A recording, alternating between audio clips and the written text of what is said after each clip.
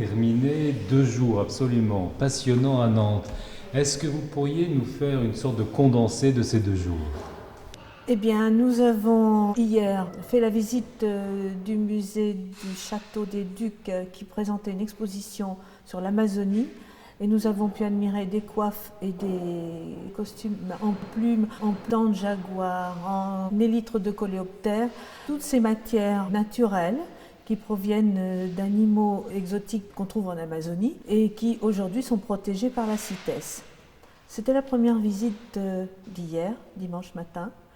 Dimanche après-midi, nous avons visité l'exposition temporaire Retour d'Orient, ici au Muséum d'Histoire Naturelle, qui montre toutes les épices et les pierres précieuses qu'on rapportait tout au long de la route de la soie à dos de chameau pour rapporter des matières précieuses que sont le jade, les saphirs, les diamants, les rubis, les topazes et j'en oublie, les émeraudes. Pour arriver jusque chez nous. Ça, c'était le programme d'hier. Et aujourd'hui, le directeur adjoint du muséum nous a montré des objets qui ont été confisqués par les douanes et qui sont déposés ici dans ce muséum pour nous expliquer toutes ces matières interdites à la vente et protégées, encore une fois, par la CITES. Il nous a montré des fances d'éléphants, des carapaces de tortues, des coraux, même des dents de dauphins sur certains objets, de l'écaille, et même des chaussures en python, je crois, enfin en serpent, peau de serpent.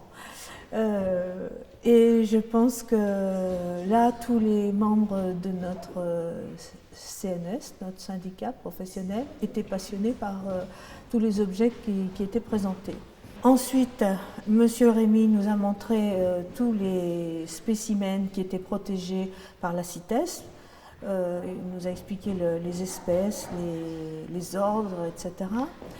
Et puis, après déjeuner, c'est le professeur Frisch, numéro 1 mondial de gémologie, qui enseigne à la faculté de sciences de Nantes en gémologie et qui nous a présenté les principales matières organiques qui sont concernées par la CITES.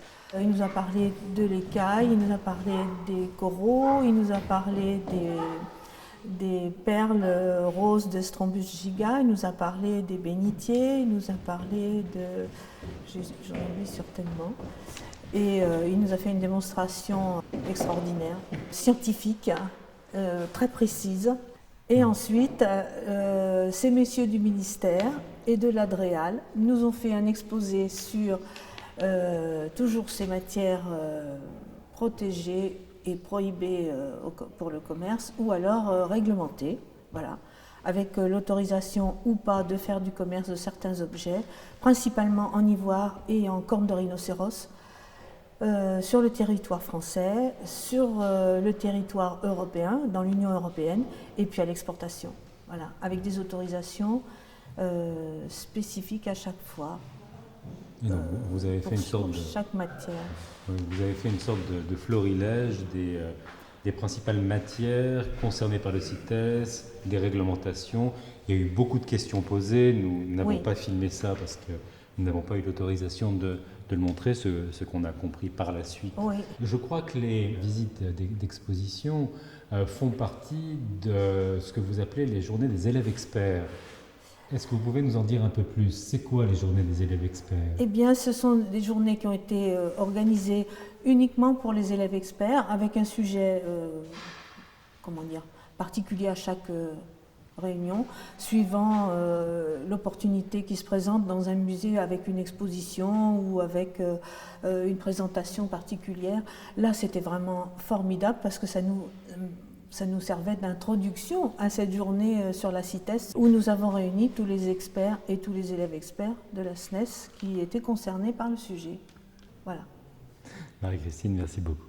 Merci.